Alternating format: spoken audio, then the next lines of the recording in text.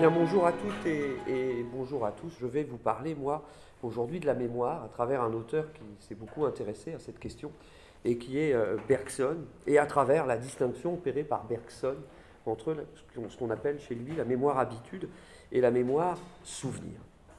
Alors, dans La pensée et le mouvant, Bergson explique que tout philosophe ne fait jamais que rendre avec une approximation croissante, je le cite, la simplicité de son intuition originelle. Autrement dit, tout philosophe s'évertue à exprimer une intuition fondamentale et tellement simple qu'il ne peut le faire de façon absolument adéquate. D'une certaine façon, je le cite encore, de théorie en théorie, et en se rectifiant plutôt qu'en se complétant, l'œuvre du philosophe constitue donc un ensemble d'ondes plus ou moins sophistiquées qui se déploient pour expliquer l'intuition fondamentale définissant la singularité de la pensée de l'auteur. Or, chez Bergson, l'intuition fondamentale, c'est celle de la distinction entre la durée et la matière. La réflexion sur le temps et sur la durée circonscrit ainsi un thème majeur dont les différentes approches se distribuent d'un ouvrage à l'autre. La question de la mémoire, qui dans l'ouvrage intitulé « L'énergie spirituelle » est envisagée par Bergson comme ce qui définit la conscience, vous trouverez ce texte dans le chapitre intitulé « La conscience et la vie », la question de la mémoire est ainsi d'autant plus intéressante chez Bergson qu'elle permet de suivre les nuances, toutes les nuances et les développements de la pensée de l'auteur de Matière et mémoire. Alors évidemment, aujourd'hui, notre étude devra s'astreindre à respecter un certain nombre de limites. Et ces limites, bien sûr, ne nous permettront pas d'envisager tous ces développements. Nous nous donnerons donc ici un triple objectif. Premièrement, nous analyserons la distinction opérée par Bergson entre la mémoire habitude et la mémoire souvenir. Dans un deuxième temps, nous envisagerons les conséquences de la confusion que Bergson dénonce entre la mémoire habitude et la mémoire souvenir. Et puis, dans un troisième temps, nous envisagerons quelques conséquences notables, philosophiques, de la distinction que Bergson opère précisément donc entre la mémoire habitude et la mémoire souvenir.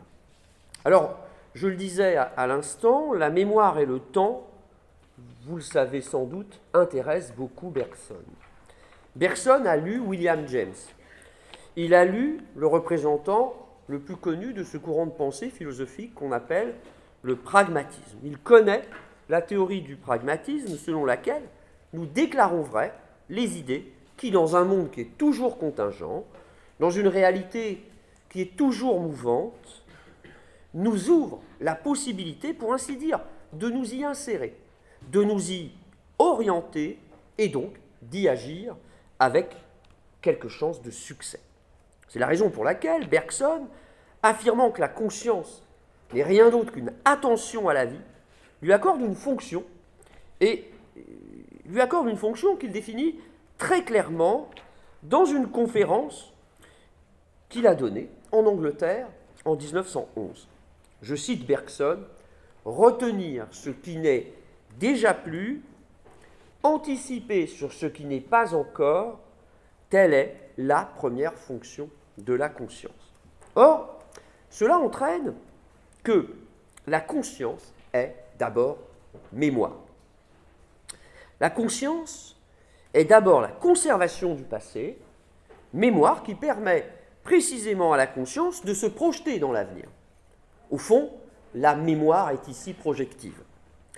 Et donc, s'il faut chercher à quelles conditions, dans une réalité contingente, l'homme peut accéder à la liberté, et c'est aussi d'ailleurs ce que cherche Bergson, alors réfléchissons comment est-ce que ce philosophe, comment est-ce qu'il eût pu ne pas s'intéresser à la question du temps et à la question de la mémoire.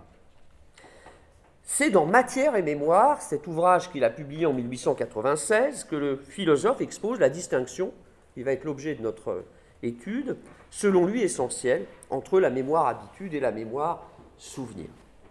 qu'il nous soit ici permis de citer assez longuement un passage du chapitre 2. Je pense que quelques extraits de Matière et Mémoire vous ont été distribués. Il s'agit de l'extrait numéro 1, mais qu'il faut que nous lisions ensemble, même s'il est un petit peu long. J'étudie une leçon, affirme Bergson, et pour l'apprendre par cœur, je la lis d'abord en scandant chaque vers. Je la répète ensuite un certain nombre de fois. À chaque lecture nouvelle, un progrès s'accomplit. Les mots se lient de mieux en mieux. Ils finissent même par s'organiser. À ce moment précis, je sais ma leçon par cœur. On dit qu'elle est devenue souvenir, qu'elle est imprimée dans ma mémoire. Je cherche maintenant comment la leçon a été apprise. Et je me représente les phases par lesquelles j'ai passé tour à tour. Chacune des lectures successives me revient alors à l'esprit avec son individualité propre. Je la revois avec les circonstances qui l'accompagnaient et qui l'encadrent encore. Elle se distingue de celles qui précèdent et de celles qui suivent par la place même qu'elle a occupée dans le temps.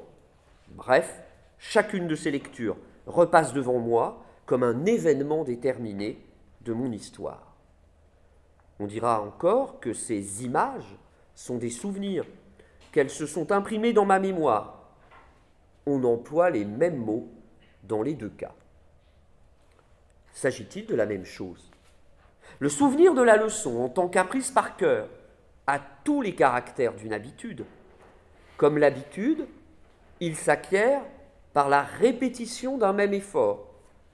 Comme l'habitude, il a exigé la décomposition d'abord, puis la recomposition de l'action totale.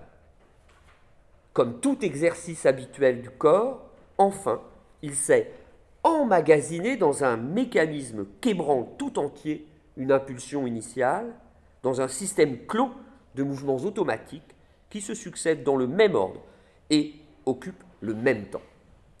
Au contraire, le souvenir de telle lecture particulière, la seconde ou la troisième par exemple, n'a aucun des caractères de l'habitude. L'image s'en est nécessairement imprimée du premier coup dans la mémoire, puisque les autres lectures constituent par définition même des souvenirs différents. C'est comme un événement de ma vie. Il a pour essence de porter une date et de ne pouvoir par conséquent se répéter. Fin de citation. Alors, que veut dire Bergson?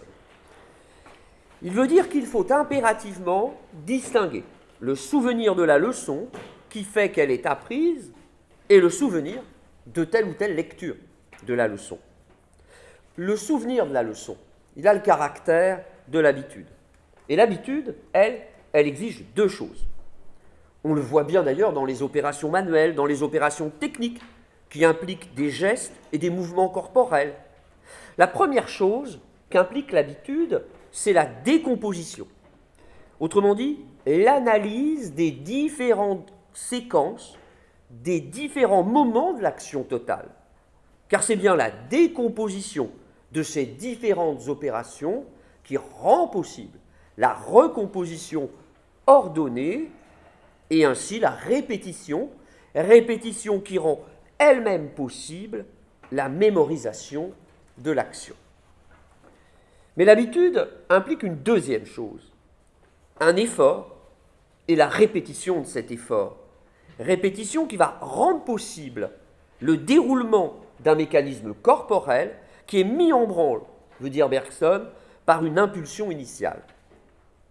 Or, dites, quand je me ressouviens de telle ou telle des lectures opérées pour apprendre ma leçon, eh bien, je ne le dois pas à la répétition d'un effort, et a fortiori à l'habitude.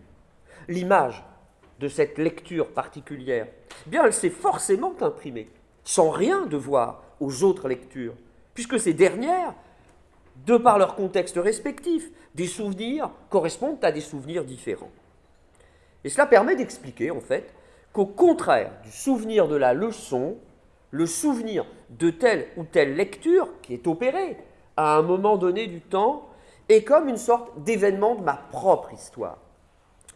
Il faut donc à partir de là, explique Bergson, distinguer deux formes de mémoire. La mémoire habitude, c'est-à-dire celle qui me permet de me souvenir de la leçon, de l'apprendre, et la mémoire souvenir, c'est-à-dire, pour reprendre encore l'exemple donné par Bergson, celle qui me permet de me souvenir de telle ou telle récitation, de telle ou telle lecture particulière. Je peux réciter une leçon, ou bien encore la chronologie d'une manœuvre de réduction de voilure sur un voilier habitable. Et je le peux parce que j'ai répété la leçon, ou la chronologie de la manœuvre, de nombreuses fois, et d'autre part, parce que cette répétition a produit une habitude. Mais si je me souviens que j'ai distingué à un moment très particulier, et pour le dire vite, dans un ensemble de circonstances particulières, la chronologie des différentes opérations que je dois effectuer pour réduire la surface de la grand voile de mon bateau, eh bien cette image, ce souvenir donc que je conserve de la chronologie de la manœuvre, ne doit ici rien du tout à la répétition. Ce souvenir-là, eh bien lui, il ne doit rien à l'habitude. Par où l'on voit la différence donc entre les deux mémoires évoquées par Bergson. En effet, le souvenir de telle ou telle lecture, c'est une représentation. C'est une représentation qui ne réclame pas de temps, alors que le souvenir habitude, lui, exige du temps. Il exige du temps puisqu'il réclame le temps nécessaire à l'effort de mémorisation, effort qui exige, lui, la répétition et qui prend du temps. C'est sans doute ce que veut dire Bergson lorsque, toujours dans le chapitre 2 de Matière et mémoire, il écrit « Le souvenir de telle lecture déterminée est une représentation, et seulement une représentation. Il tient dans une intuition de l'esprit que je peux, à mon gré, allonger ou raccourcir. Je lui assigne une durée arbitraire. Au contraire, le souvenir de la leçon apprise, même quand je me borne à répéter cette leçon intérieurement, exige un temps déterminé, le même qu'il faut pour développer un à un, ne fût-ce qu'en imagination, tous les mouvements d'articulation nécessaires. Ce n'est donc plus une représentation, c'est une action. En effet, je peux, pour ce qui concerne le souvenir de telle ou telle lecture, je peux me représenter cette lecture brièvement, ou au contraire, longuement. Mais je ne le peux pas lorsque je me ressouviens de la lecture de la leçon apprise. Car quand bien même je me la réciterais, cette leçon, intérieurement, eh bien cette récitation, elle exige un temps. Et elle exige un temps qui est déterminé par les articulations de la leçon et qui ne peut pas être compressé à volonté. De sorte que, si ce souvenir d'une lecture particulière constitue une représentation, bien comme le dit Bergson, le souvenir étant, comme nous l'avons dit déjà, une image, eh bien le souvenir de la leçon, lui, ce n'est pas une représentation, encore une fois, c'est une action. Cette différence, d'ailleurs, elle touche ce qu'on peut appeler la dimension subjective de mon souvenir. Je cite encore Bergson, toujours dans le chapitre 2. Le souvenir spontané est tout de suite parfait. Le temps ne pourra rien ajouter à son image sans la dénaturer. Au contraire, le souvenir appris sortira du temps à mesure que la leçon est mieux sue. Le souvenir appris deviendra de plus en plus impersonnel, de plus en plus étranger à ma vie passée. De fait, tandis que la leçon fait partie de mon présent, puisqu'elle est agie littéralement et vécue plutôt qu'elle n'est représentée, le souvenir de telle ou telle lecture gardera forcément la marque du moment passé où il a été fixé en moi. Autre différence d'ailleurs, tandis que la mémoire habitude exige un effort et reste sous la dépendance de ma volonté, cette mémoire habitude qui me permet d'apprendre la leçon, eh bien la mémoire souvenir, elle, le souvenir de telle ou telle leçon particulière, la mémoire souvenir, elle est spontanée et elle est capricieuse. Ce qui pourtant ici importe peut-être le plus touche une question, à mes yeux, qui intéresse tout philosophe. et qui occupe tout métaphysicien. Examinons en effet ce qui se produit dans la mémoire habitude. En vérité, la répétition des lectures produit un effet qui est de lier de plus en plus étroitement les mots articulés qui, eux, correspondent à des mouvements qui sont des mouvements neuromusculaires. Cette mémoire, elle s'explique donc par un ensemble de mécanismes cérébraux. Examinons maintenant ce qui se passe dans la mémoire souvenir. Quand je me souviens de telle ou telle lecture opérée, ça ne doit rien à la répétition. Ça n'a rien à voir avec le cerveau. Car c'est l'esprit qui se souvient.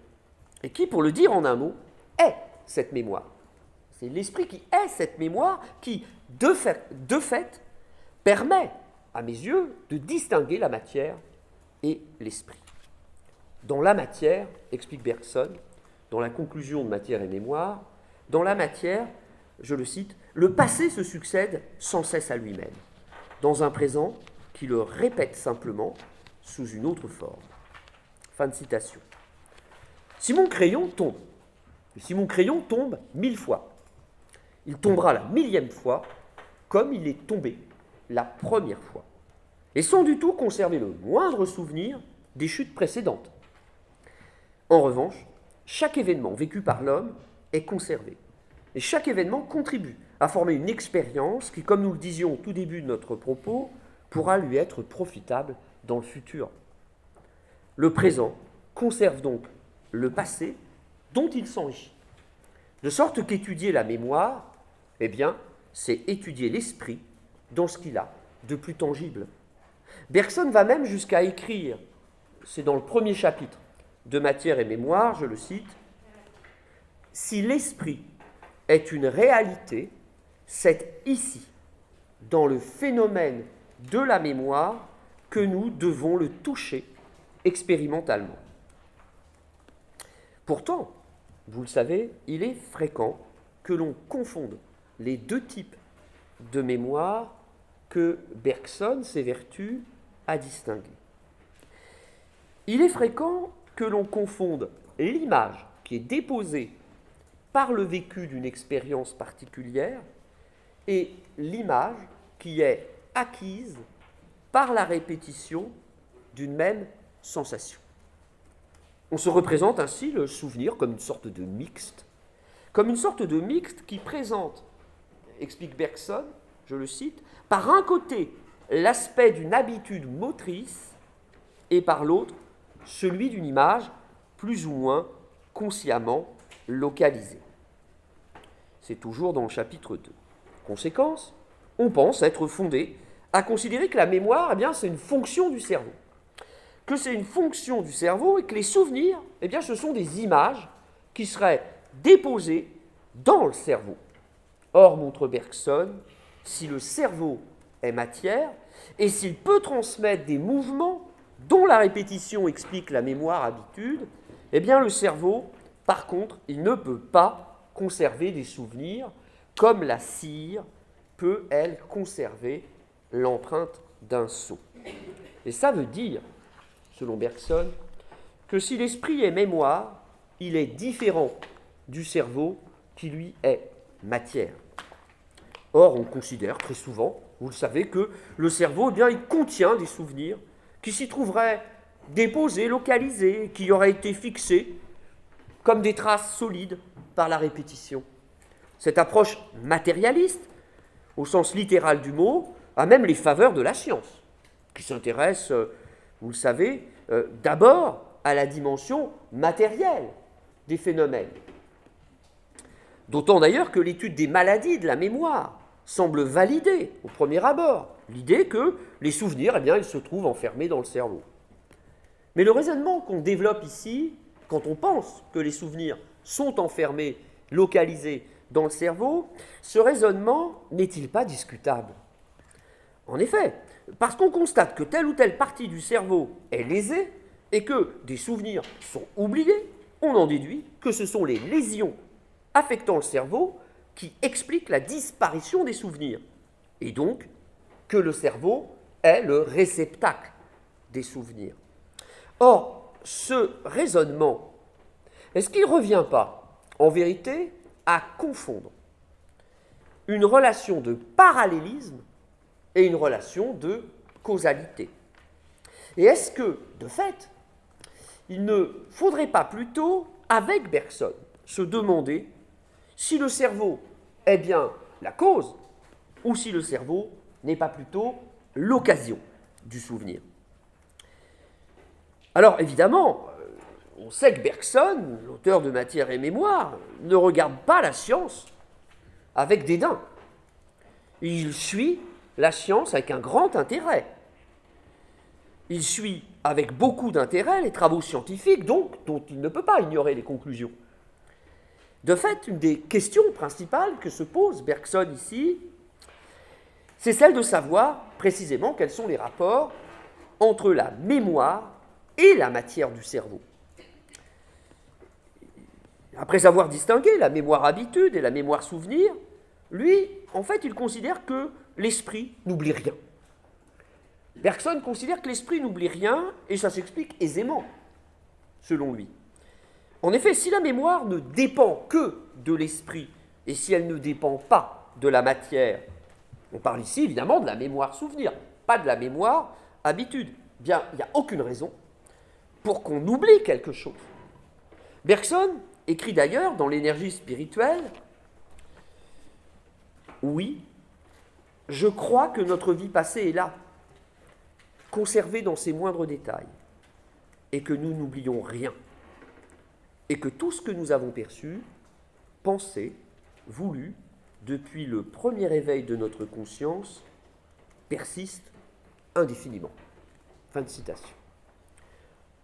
Bien sûr, on objectera à Bergson que nous faisons tous l'expérience quotidienne de l'oubli. De sorte que si l'esprit, comme il le dit, est pure mémoire, et si, en tant que tel, l'esprit conserve tout, comme il le dit aussi, eh bien, il reste à expliquer l'oubli. Or, pour résoudre ce problème, Bergson va engager, justement, le cerveau. Donc la matière. Parce que le cerveau, contrairement à ce qu'on pense souvent, n'est pas la cause du souvenir, selon lui.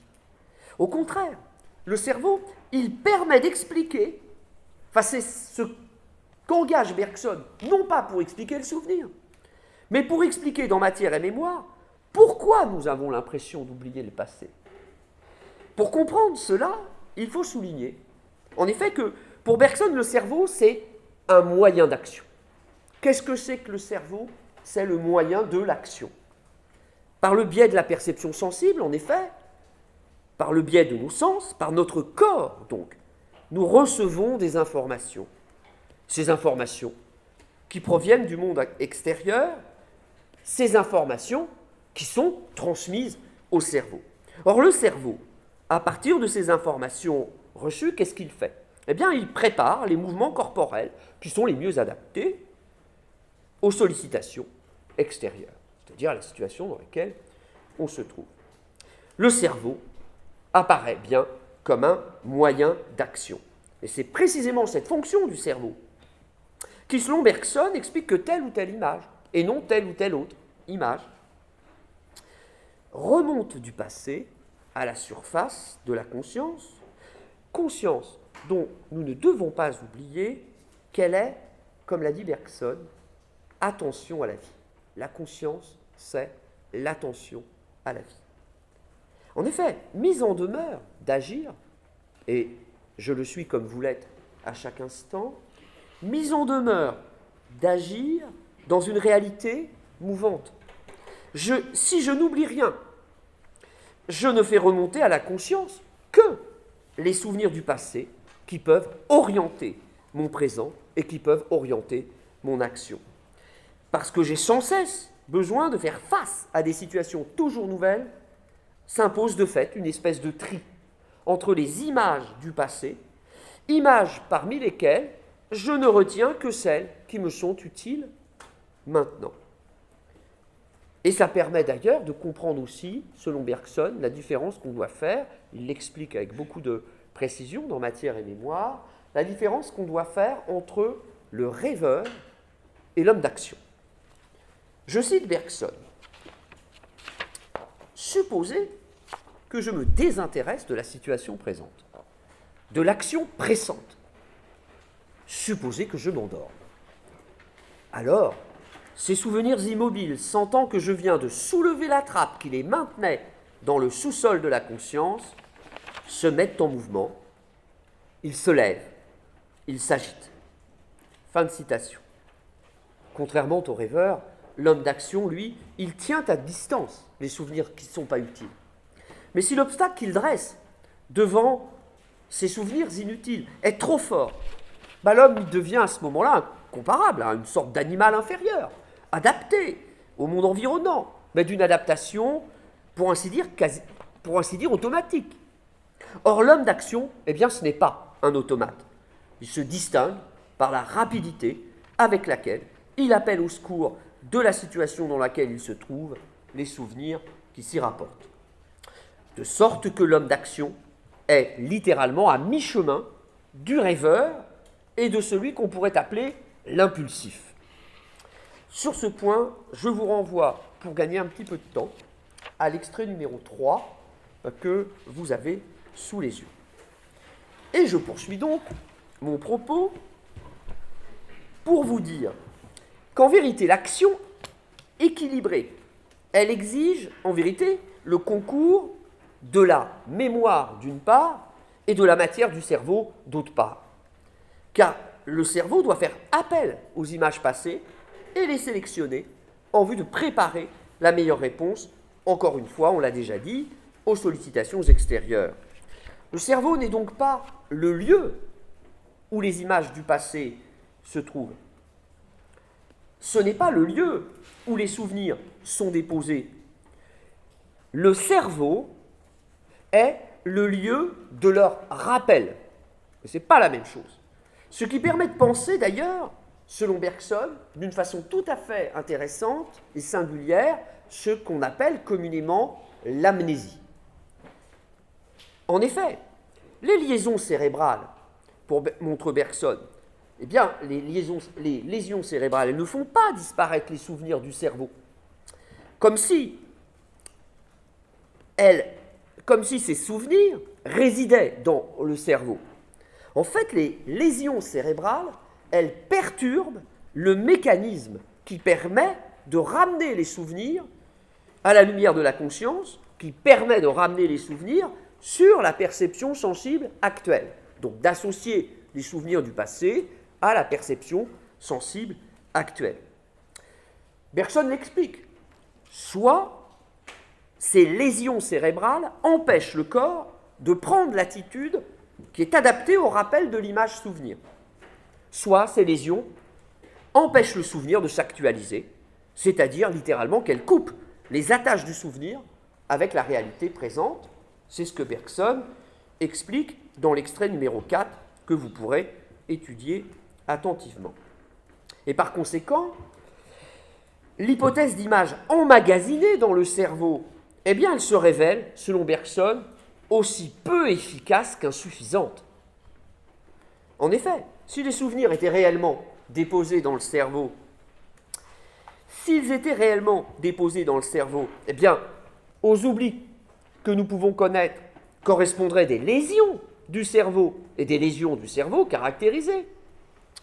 Or, je cite encore Bergson, écrit Bergson, dans les amnésies, où toute une période de notre existence passée, par exemple, est brusquement et radicalement arrachée de la mémoire, on n'observe pas de lésions cérébrales précises. Et au contraire, dans les troubles de la mémoire où la localisation cérébrale est nette et certaine, ce ne sont pas tel ou tel souvenir déterminé qui sont arrachés, c'est la faculté de rappel qui est plus ou moins diminuée dans sa vitalité, comme si le sujet avait plus ou moins de peine à amener ses souvenirs au contact de la réalité, au contact, pour citer Bergson exactement, de la situation présente. C'est donc le mécanisme de ce contact qui est perturbé. Et le rôle du cerveau, c'est précisément d'en assurer le fonctionnement, plutôt que d'emprisonner d'incarcérer des souvenirs. Au terme de mon propos, souhaitons que nous soyons parvenus à mettre en évidence l'intérêt de la réflexion développée par Bergson au sujet du rapport entre la mémoire et le cerveau. Car même si le cerveau est impliqué dans l'activité de la mémoire, le mécanisme cérébral, comme le dit Bergson, ne suffit pas du tout à assurer la survivance du souvenir. Qu'il y ait, je cite encore Bergson, solidarité entre l'état de conscience et le cerveau, c'est incontestable. Mais il y a solidarité aussi entre le vêtement et le clou auquel il est accroché. Car si on arrache le clou, le vêtement tombe.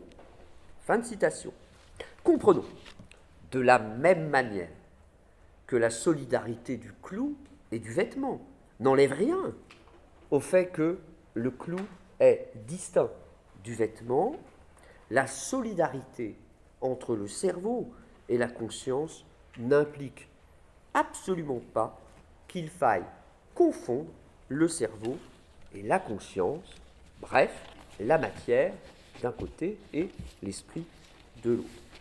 Il serait par conséquent bien naïf de penser qu'il est possible de réduire la mémoire à l'activité cérébrale, à l'activité du cerveau qui, comme nous espérons avoir su le montrer, pourtant la conditionne effectivement.